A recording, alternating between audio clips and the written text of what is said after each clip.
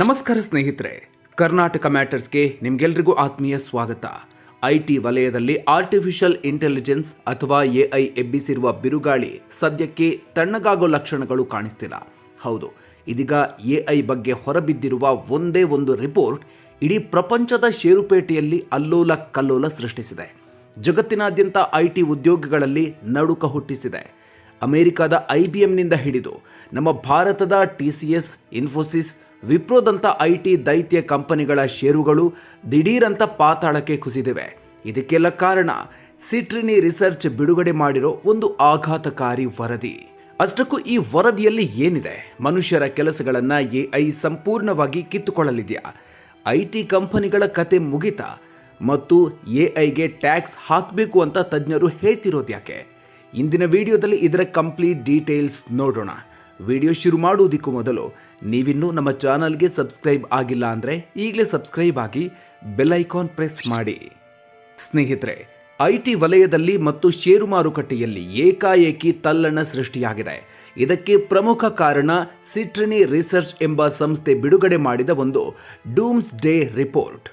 James van ಗೀಲನ್ ಮತ್ತು ಭಾರತೀಯ ಮೂಲದ ಆಲಾಪ್ ಶಾ ಅವರು ಬರೆದಿರುವ ಈ ವರದಿ 2028ರ ಹೊತ್ತಿಗೆ ಎಐನಿಂದ ಜಗತ್ತಿನ ಆರ್ಥಿಕತೆ ಮತ್ತು ಉದ್ಯೋಗ ಮಾರುಕಟ್ಟೆ ಏನಾಗಬಹುದು ಅನ್ನೋದರ ಭೀಕರ ಚಿತ್ರಣವನ್ನು ತೆರೆದಿಟ್ಟಿದೆ. 25 ವರ್ಷಗಳಲ್ಲಿ ಅತಿ ದೊಡ್ಡ ಕುಸಿತ ಕಂಡ IBM ಷೇರು. ಈ ವರದಿ ಬಿಡುಗಡೆಯಾದ ಬೆನ್ನಲ್ಲೇ ಅಮೆರಿಕಾದ ದೈತ್ಯ ಕಂಪನಿ IBM ಷೇರುಗಳು ಒಂದೇ ದಿನದಲ್ಲಿ 13% ಕುಸಿದಿದೆ. 2000ನೇ ಇಸವಿಯ ನಂತರ ಅಂದರೆ ಕಳೆದ 25 ವರ್ಷಗಳಲ್ಲಿ IBM ಕಂಡ ಅತಿ ದೊಡ್ಡ ಕುಸಿತ ಇದು. ಇದಕ್ಕೆ ಕಾರಣ ಆಂಥ್ರೋಪಿಕ್ ಕಂಪನಿಯ ಕ್ಲಾಡ್ ಕೋಡ್ AI. 95% ಬ್ಯಾಂಕಿಂಗ್ ಮತ್ತು ATMಗಳಲ್ಲಿ ಇಂದಿಗೂ ಹಳೆಯ ಕೋಬಾಲ್ ಪ್ರೋಗ್ರಾಮಿಂಗ್ ಭಾಷೆಯನ್ನು ಬಳಸಲಾಗುತ್ತೆ. ಇದನ್ನು ನಿರ್ವಹಣೆ ಮಾಡೋದೇ IBM ಕಂಪನಿಯ ದೊಡ್ಡ ಬಿಸ್ನೆಸ್ ಆಗಿತ್ತು. ಆದರೆ ಆಂಥ್ರೋಪಿಕ್ ಸಂಸ್ಥೆ ತನ್ನ ಎಐ ಕೇವಲ ಕೆಲವೇ ನಿಮಿಷಗಳಲ್ಲಿ ಅತ್ಯಂತ ಕಡಿಮೆ ವೆಚ್ಚದಲ್ಲಿ ಈ ಕೋಬಾಲ್ ಕೋಡಿಂಗ್ ಮತ್ತು ಅಪ್ಡೇಟ್ ಮಾಡಬಲ್ಲದು ಅಂತ ಘೋಷಿಸಿದೆ. ಮನುಷ್ಯರು ತಿಂಗಳುಗಟ್ಟಲೆ ಮಾಡುವ ಕೆಲಸವನ್ನ ಎಐ ಕ್ಷಣಾರ್ಧದಲ್ಲಿ ಮಾಡ್ತಿದೆ ಅಂದಾಗ ಸಹಜವಾಗಿಯೇ IBM ಷೇರುಗಳು ಕುಸಿದಿದೆ. ಕೇವಲ IBM ಮಾತ್ರ ಅಲ್ಲ, ಊಬರ್ ಈಟ್ಸ್, ಡೋರ್ ಡ್ಯಾಶ್ನಂಥ ಡೆಲಿವರಿ ಆ್ಯಪ್ಗಳು, ವೀಸಾ, ಮಾಸ್ಟರ್ ಕಾರ್ಡ್ನಂಥ ಪೇಮೆಂಟ್ ಕಂಪನಿಗಳ ಷೇರುಗಳಿಗೂ ಈ ಎಐ ಭೀತಿ ತಟ್ಟಿದೆ. ಭಾರತೀಯ ಐಟಿ ಕಂಪನಿಗಳಿಗೆ ನಡುಕ. 2028ರಲ್ಲಿ ಶುರುವಾಗುತ್ತಾ ಆರ್ಥಿಕ ಸಂಕಷ್ಟ. ಈ ಎಐ ಎಫೆಕ್ಟ್ ಕೇವಲ ಭಾರತಕ್ಕೆ ಸೀಮಿತ ಆಗಿಲ್ಲ, ನಮ್ಮ ಭಾರತದ ಐಟಿ ವಲಯಕ್ಕೂ ದೊಡ್ಡ ಪೆಟ್ಟು ಬಿದ್ದಿದೆ. ಮಂಗಳವಾರ ಭಾರತೀಯ ಷೇರು ಮಾರುಕಟ್ಟೆಯಲ್ಲಿ ನಿಫ್ಟಿ ಐಟಿ ಇಂಡೆಕ್ಸ್ ಬರೋಬ್ಬರಿ 5% ಪತನ ಆಗಿದೆ. TCS, Infosys, Wipro, HCL, Tech ಮಹೀಂದ್ರಾದಂಥ ದಿಗ್ಗಜ ಕಂಪನಿಗಳ ಷೇರುಗಳು ಭಾರಿ ನಷ್ಟ ಅನುಭವಿಸಿವೆ. ಸಿಟ್ರಿನಿ ರಿಸರ್ಚ್ ವರದಿ ಭಾರತದ ಐಟಿ ಕಂಪನಿಗಳ ಜನ್ಮ ಜಾಲಾಡಿದೆ.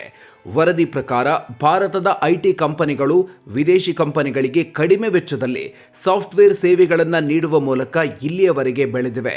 ಆದರೆ ಭವಿಷ್ಯದಲ್ಲಿ ಎಐ ಏಜೆಂಟ್ಗಳು ಕೇವಲ ಕರೆಂಟ್ ಬಿಲ್ ಖರ್ಚಿನಲ್ಲಿ ಕೋಡಿಂಗ್ ಮಾಡುವಾಗ ಅಮೆರಿಕದ ಕಂಪನಿಗಳು ಭಾರತದ ಐಟಿ ಕಂಪನಿಗಳಿಗೆ ಕೋಟಿ ಸುರಿದು ಪ್ರಾಜೆಕ್ಟ್ ಕೊಡೋದನ್ನು ನಿಲ್ಲಿಸಲಿವೆ.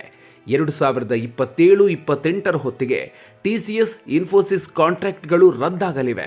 ಇದರಿಂದ ಉದ್ಯೋಗ ಕಡಿತ ಆಗಿ ಭಾರತದ ಸರ್ವಿಸ್ ಸೆಕ್ಟರ್ ಆದಾಯ ಕುಸಿದು ರೂಪಾಯಿ ಮೌಲ್ಯ 18% ಪತನ ಆಗಲಿದೆ.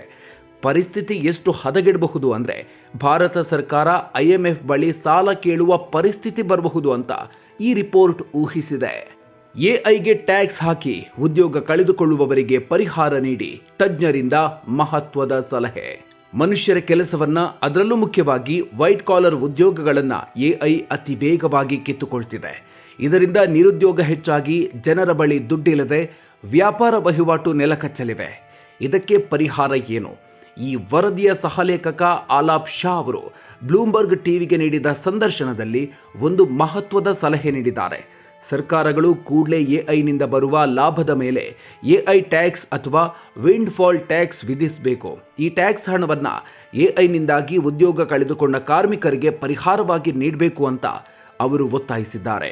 ಅಷ್ಟಕ್ಕೂ ನಾವು ಈ ವರದಿಯನ್ನು ನೋಡಿ ಭಯಪಡಬೇಕಾ ಅನ್ನೋ ಪ್ರಶ್ನೆ ಉದ್ಭವಿಸಿದೆ. ವರದಿಯ ಕೊನೆಯಲ್ಲಿ ಲೇಖಕರು ಸ್ಪಷ್ಟಪಡಿಸಿದಂತೆ ಇದು ಕೇವಲ ಒಂದು ಊಹೆ ಅಥವಾ ಸಿನಾರಿಯೋ ಅಷ್ಟೇ. ಇದು ಖಚಿತ ಭವಿಷ್ಯವಾಣಿಯಲ್ಲ. ಎಲ್ಲವೂ ಇದೇ ರೀತಿ ಆಗತ್ತೆ ಅಂತ ಹೇಳಲಾಗದು ಅಂತ ಹೇಳಿದ್ದಾರೆ. ಎಐ ಬರೋದ್ರಿಂದ ಕೆಲವು ಉದ್ಯೋಗಗಳು ಹೋದ್ರೂ ಪ್ರಾಂಪ್ಟ್ ಇಂಜಿನಿಯರ್, ಎಐ ಸೇಫ್ಟಿ ರಿಸರ್ಚರ್ನಂಥ ಹೊಸ ಕೆಲಸಗಳು ಸೃಷ್ಟಿಯಾಗಲಿವೆ. ಆದರೆ ಹಳೆಯ ಸಂಬಳಕ್ಕಿಂತ ಕಡಿಮೆ ಸಂಬಳ ಸಿಗಬಹುದು ಅನ್ನೋದು ತಜ್ಞರ ಅಭಿಪ್ರಾಯ. ಭಾರತದ ಕೆಲವು ಮಾರುಕಟ್ಟೆ ತಜ್ಞರು ಕೂಡ ಈ ವರದಿ ತೀರಾ ಉತ್ಪ್ರೇಕ್ಷೆಯಿಂದ ಕೂಡಿದೆ. ಎಐ ಕೇವಲ ಸಹಾಯ ಮಾಡಲಿದೆಯೇ ಹೊರತು ಮನುಷ್ಯರನ್ನ ಸಂಪೂರ್ಣವಾಗಿ ರಿಪ್ಲೇಸ್ ಮಾಡಲ್ಲ ಅಂತ ಭರವಸೆ ನೀಡಿದ್ದಾರೆ. ಒಟ್ಟಿನಲ್ಲಿ ಎಐ ತಂತ್ರಜ್ಞಾನ ಮುಂದಿನ ದಿನಗಳಲ್ಲಿ ನಮ್ಮ ಕೆಲಸದ ಶೈಲಿಯನ್ನ, ಆರ್ಥಿಕತೆಯನ್ನ ಸಂಪೂರ್ಣವಾಗಿ ಬದಲಾಯಿಸಲಿದೆ ಅನ್ನೋದಂತೂ ಸತ್ಯ. ಅದಕ್ಕೆ ನಾವು ಈಗಿನಿಂದಲೇ ಅಪ್ಡೇಟ್ ಆಗೋದು ಅನಿವಾರ್ಯ. ಸ್ನೇಹಿತರೆ, ಸಿಟ್ರಿನಿ ರಿಸರ್ಚ್ ಹೇಳುವಂತೆ ಭಾರತದ ಐಟಿ ಉದ್ಯೋಗಗಳಿಗೆ ನಿಜಕ್ಕೂ ಗಂಡಾಂತರ ಕಾದಿದೆಯಾ? ಎಐ ಕಂಪನಿಗಳ ಮೇಲೆ ಟ್ಯಾಕ್ಸ್ ಹಾಕಬೇಕು ಅನ್ನೋ ಆಲಾಪ್ ಶಾ ಅವರ ಐಡಿಯಾ ಬಗ್ಗೆ ನಿಮ್ಮ ಅಭಿಪ್ರಾಯ ಏನು? ಕಾಮೆಂಟ್ ಬಾಕ್ಸ್ನಲ್ಲಿ ತಪ್ಪದೇ ತಿಳಿಸಿ. ಈ ವಿಡಿಯೋ ನಿಮಗೆ ಇನ್ಫಾರ್ಮೇಟಿವ್ ಅನಿಸಿದ್ರೆ ಲೈಕ್ ಮಾಡಿ, ನಿಮ್ಮ ಐಟಿ ಸ್ನೇಹಿತರ ಜೊತೆಗೆ ಶೇರ್ ಮಾಡಿ. ಮತ್ತಷ್ಟು ಇಂಟ್ರೆಸ್ಟಿಂಗ್ ಅಪ್ಡೇಟ್ಸ್ಗಳಿಗಾಗಿ ನಮ್ಮ ಚಾನಲ್ಗೆ ಸಬ್ಸ್ಕ್ರೈಬ್ ಆಗೋದನ್ನು ದಯವಿಟ್ಟು ಮರಿಬೇಡಿ. ಮುಂದಿನ ವಿಡಿಯೋದಲ್ಲಿ ಮತ್ತೆ ಸಿಗೋಣ. ಅಲ್ಲಿವರೆಗೂ ನಮಸ್ಕಾರ.